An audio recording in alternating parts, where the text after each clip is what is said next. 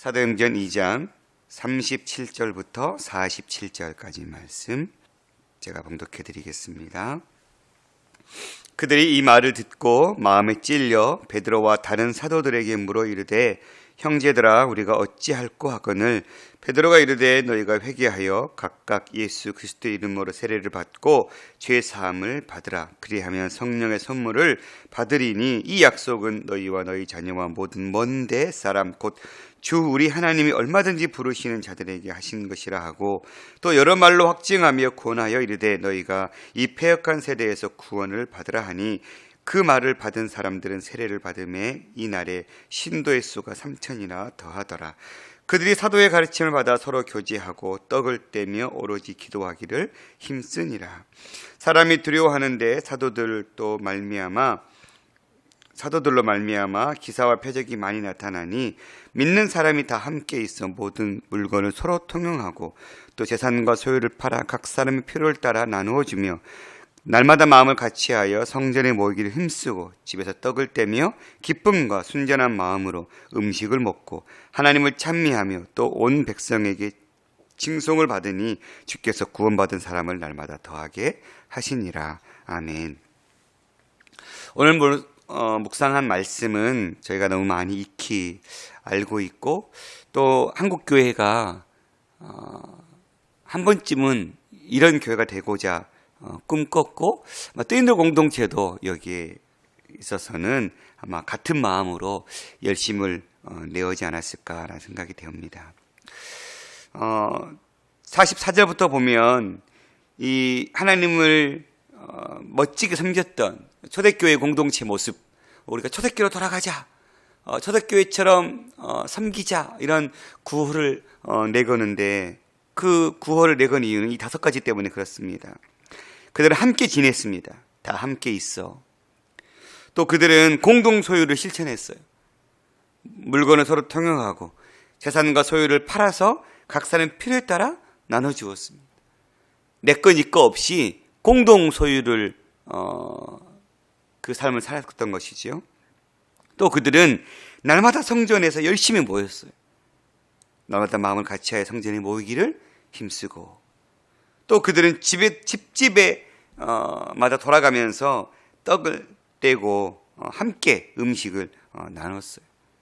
집에서 떡을 떼며 기쁨과 순전한 마음으로 음식을 먹고 마지막 그들은 하나님을 예배하는 찬미하는 일들을 감당했습니다. 하나님을 찬미하며 또 온 백성에게 칭송을 받으니 주께서 구원받은 사람을 날마다 더하게 하시니라.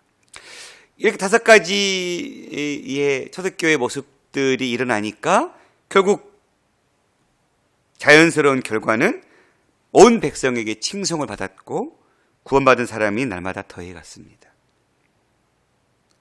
그래서 한국교회가 이 초대교회 5가지 모습을 회복하고자 애쓰고 노력하고 수고했죠.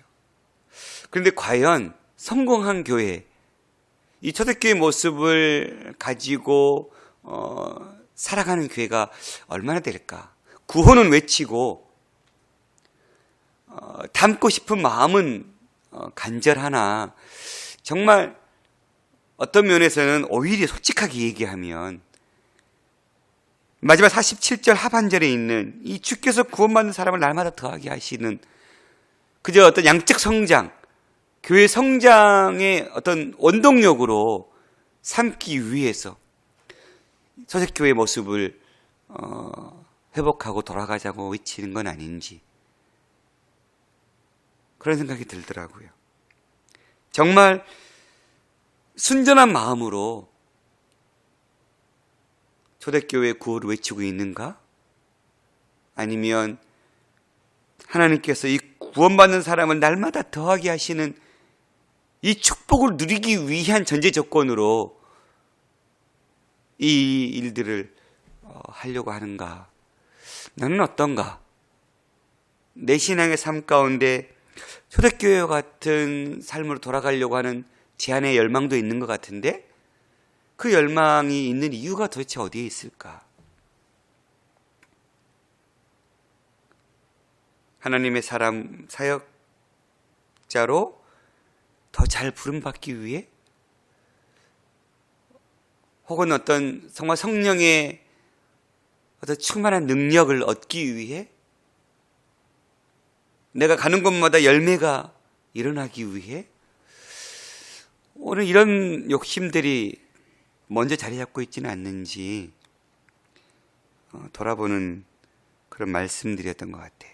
그러면서 앞절 37절부터 나오는 이 말씀에 대해서 우리가 너무 등한시하지 않았을까? 그러면 초대교회의 본질은 뭘까? 본질. 이 5가지가 초대교회의 껍질이라면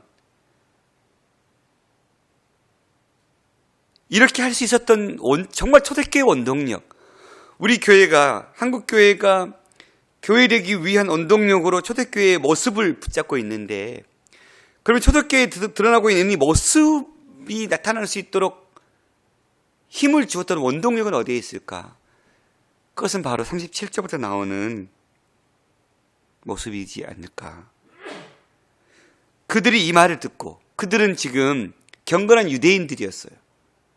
그들은 지금 오순절에 모여서 있다가 제자들이 성령을 받고 충만한, 그래서 각 난 곳 방언으로 얘기하는 걸 듣고 이거 어찌 됨이냐. 그리고 그때 베드로가 긴 설교를 하지요. 그래서 결국은 설교 요지는 36절처럼 너희들이 십자가 못 박은 예수가 하나님이 주와 그리스도가 되게 하셨다 라고 복음을 전했습니다. 그랬더니 반응이, 그들이 이 베드로의 말을 듣고 마음에 찔렸다라고 얘기하고 있어요. 하나님의 말씀이 선포되면, 진리가 증거되면 그 진리 앞에 선 자는 마음의 찔림을 얻을 수밖에 없지요.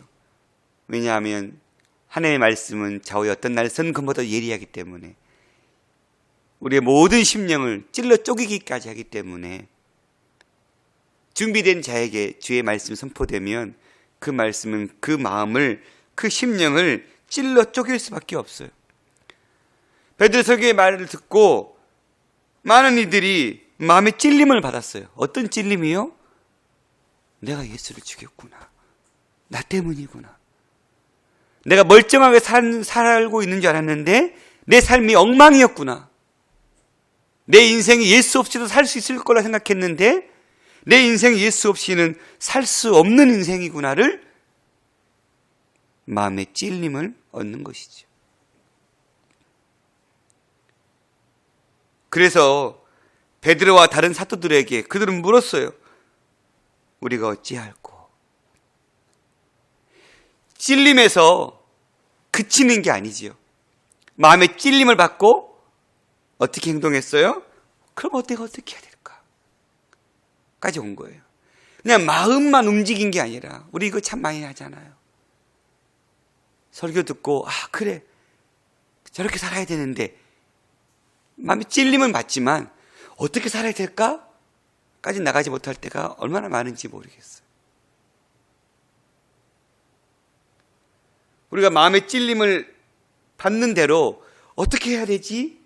까지 나간다면 우리의 삶은 훨씬 더 성장하지 않았을까? 제가 10년째 뜨린돌교회 예배를 드리면서 여전히 예배 가운데 은혜가 있는데, 이렇게 은혜가 있다라고 얘기한 만큼 내가 그 받은 은혜대로 살았다면, 또 살기 위해서 내 몸부림쳤다면 저의 삶은 훨씬 더 달라졌을 거라 믿어 의심치 않습니다. 문제는 우리가 어찌할꼬? 내가 어떻게 해야 되나? 그런 행동들이 따라오지 않았다라는 것이지요. 결국 그들에게 베드로는 뭐라고 얘기합니까? 너희가 회개하여 세례를 받아라. 너희 마음에 그렇게 찔림이 있어서 어찌할 거를 외친다면 예수 앞에 돌아와라. 회개하고 그리고 세례 받아서 새 생명을 얻어라 라고 말씀하는 거예요. 여기까지는 우리 나도 이미 회개하고 세례 받았는데 나도 이미 예수 그리스도를 주로 영접했는데 내가 주님을 주님이라고 모시고 내 삶의 주인으로 모시고 살아가고 있는데 라고 얘기할지 모르겠어요. 베드로는 죄사함을 받아라. 그리하면 성령의 선물을 받으리니 이 약속은 너희와 너희 자녀와 모든 먼데 사람 곧 우리 주 하나님이 얼마든지 부르시는 자들, 전 세계 모든 열방, 모든 민족에게 이건 열려 있는 것이죠. 그런데 또 여러 말로 확증하여 권하여 이르되 너희가 이 패역한 세대에서 구원을 받으라 하니, 회개하고 세례 받으면 새 사람이 되죠. 그러면 그 새 사람의 삶은 어떤 삶이에요? 패역한 세대에서 구원받는 삶이에요. 패역한 세대라고 표현하고 있는 이 세대, 어그러진 세대, 구분 세대 이런 뜻이거든요. 또 까다로운 이런, 그러니까 결국 예수를 주로 모시지 않는 세대, 세상의 가치로 살아가고 있는 세대 속에서 구별된 삶을 살아라라는 거예요.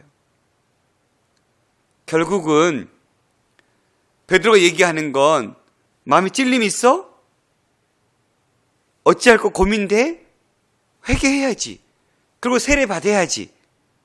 새 사람으로 태어나야지. 이게 끝나지 않았어요. 우리 한국교회가 오직 예수, 불신지옥을 외쳤단 말이에요. 예수 믿으면 구원받고 예수 안 믿으면 지옥 간다고 외쳤어요. 예수 믿으면 구원받는 건 잘 외쳤는데 그러면 구원받는 자가 어떻게 살아야 되느냐에 대해서는 외치지 않았어요. 외쳤더라도 너무 미약하게 외쳤어요. 그러다 보니 구원받았다고 얘기는 하지만, 주님을 구주로 영접했다고 얘기는 하지만 세상 속에서, 그 패역한 세대 속에서 구원받지는 못했어요. 패역한 세대의 사람들과 다른 가치관으로 살아가지는 못했어요. 그런 사람을 만들어내지를 못했어요. 결국 이 말을 받은 사람들은 세례를 받음에 이날의 신도가 3,000이나 더해졌거든요. 이것이 중요한 것이 아니라 그들이 사도의 가르침을 받아 서로 교제하고 떡을 떼고 오로지 기도하기를 힘썼다라는 거예요. 뭘 얘기해요? 삶의 변화가 일어난 거예요. 이런 삶의 변화가 일어나니 44절부터의 일이 벌어진 거예요.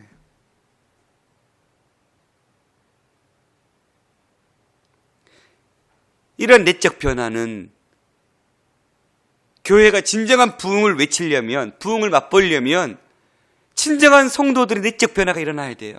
거기에 목회자 마찬가지지만 우리의 내적 변화가 일어나면 부흥은 자연스럽게 따라올 수밖에 없는 것 같아요. 그런데 부흥이라는 결과를 원하면서 껍데기는 유지하려고, 그 모양은 갖추려고 하는데 진정한 그 모양을 갖추게 하는 원동력, 개인의 회심, 이거에 대해서는 교회가 힘쓰지 않았다는 것, 그게 문제가 아닐까라는 생각을 해보았습니다. 날마다 우리는 십자가에서 죽어야 되잖아요. 또 날마다 십자가 안에서 우리는 다시 살아나야 되잖아요. 예수의 십자가가 그냥 내가 예수님을 처음 영접했을 때 한 번의 고백으로, 한 번의 만남으로 끝나는 게 아니잖아요. 매일매일 말씀 앞에 나를 또 비춰보고 또 비춰보고 말씀이 나에게 뭘 얘기하는지 깨닫고 말씀이 얘기한 대로 살려고 애쓰고, 결국 말씀이 이야기한 대로 사는 것, 십자가에 죽는 거거든요. 이런 회심의 자리에 우리 함께 나아갑시다. 이런 회심이 일어나기 위해 우리 기도합시다. 이런 회심이 일어나기 위해 우리 말씀을 배웁시다. 결국 이 회심이 무엇 때문에 일어나는 거예요? 진리의 말씀, 바른 말씀이 선포될 때 이 일이 일어난 거거든요. 말씀을 깨닫게 될 때 이 일이 일어나거든요. 그러면 교회는 진리의 말씀을 선포하는 데 힘을 써야 됐고, 진리의 말씀을 가르치는 일에 힘써야 했어요. 그런데 여기에 힘쓰지 않고 그저 프로그램, 그저 시스템, 그저 인간적인 만남 교제, 여기에 한국교회가 혈안이 되어 있지 않았을까? 우리 뜨인들 교회는 여기에 힘쓰고 있는가? 돌아봐야 될 말씀인 것 같아요.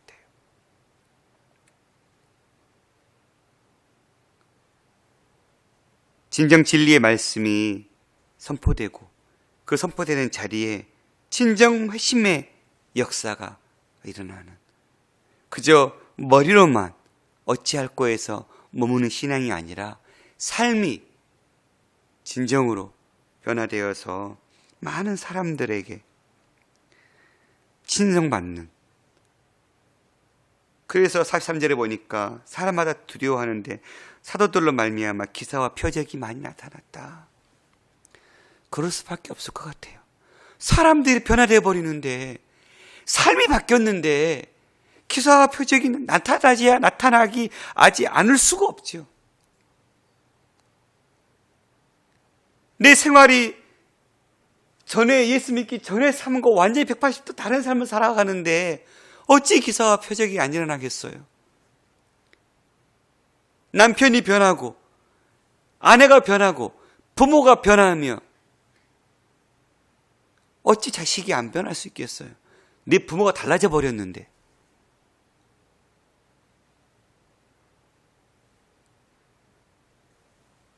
목사가 변하고 장로가 변하고 권사가 변하면 교회가 변할 수밖에 없어요. 변하는 모습이 보이거든요. 아, 저렇게 살아야 되는데, 아, 저건데 정답을 발견해 버렸거든요. 그러면 정상적인 사람이라면, 정상적인 믿음을 갖고 믿음의 모습으로 살기를 원하는 사람이라면 함께 변하지 않을 수가 없게 되는 것이죠. 사랑하는 성도 여러분, 오늘 저와 여러분이 진정한 회심의 역사가 일어나기를 소망합니다. 그 회심의 역사가 그저 나와 하나님과의 관계 속에서 일어나는 그런 회개로 끝나지 않고 내 삶의 회개,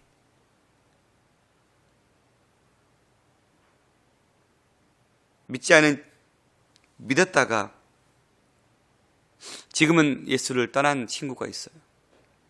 우리가 그 친구를 위해서 계속해서 만날 때마다 돌아오라고 얘기하는데, 최근에 친구 아내의 죽음 그 장례식장에서 다시 또 만났어요.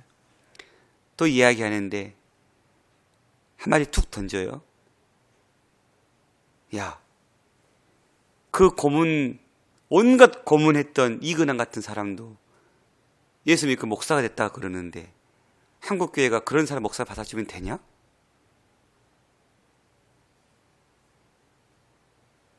그 사람 그 고문당해서 괴로워하고 힘들어하는 사람들, 그 가족들한테 회개했냐? 이게 믿지 않는 사람들의 현실인 것 같아요. 과연 나는 그분이 진짜 회개했을까? 물론 그건 그 사람의 문제고, 왜 그 사람의 문제를 네한테 끄집어대서 네가 하나님을 바라보지 못하는데 써먹고 있냐? 라고 타일렀지만, 그런데 정말 궁금해요. 그가 진짜 예수를 믿는 것일까? 삶이 변화되지 않는 회개는 회개가 아니에요. 하나님 앞에서 울부짖는 회개는 회개가 아니에요. 물론 시작이죠. 그리고 내 삶의 문제를 가져와서 상대방과 문제가 있는 거면 그 상대방에게 잘못을 구해야죠. 그런 삶의 변화가 일어나면 기사와 표적이 안 일어날 수가 없어요. 오늘 다른 누군가가 이러한 회심이 일어나기를 기도하고 꿈꾸기 이전에 오늘 내가 이러한 회심의 역사가 일어나기를 소망하고, 내가 진리의 말씀 앞에 서는 일에 열심을 품고 그 말씀이 나를 찌를 때 온전히 찔림받고 내가 어찌할까를 고민하고 거기서 머무르지 않고 우리의 삶을 변화시키고 날마다 십자가에 죽고 다시 그 십자가에서 살아나는 역사가 일어나기를 간절히 소망합니다. 기도하겠습니다. 하나님 아버지, 그렇습니다. 초대교회로 돌아가자, 초대교회 같은 교회가 되자 외치고 시스템을 변화시키고 많은 수고와 노력을 들이지만 진정 회심의 자리, 진정 십자가 앞에 우리의 삶을 비추고 진정 진리의 말씀에 우리의 삶을 찔러 쪼개기까지 할 때 그 말씀 앞에 우리의 삶을 변화시키고자 하는 열심들이 우리 안에 얼마나 있었는지 모르겠습니다.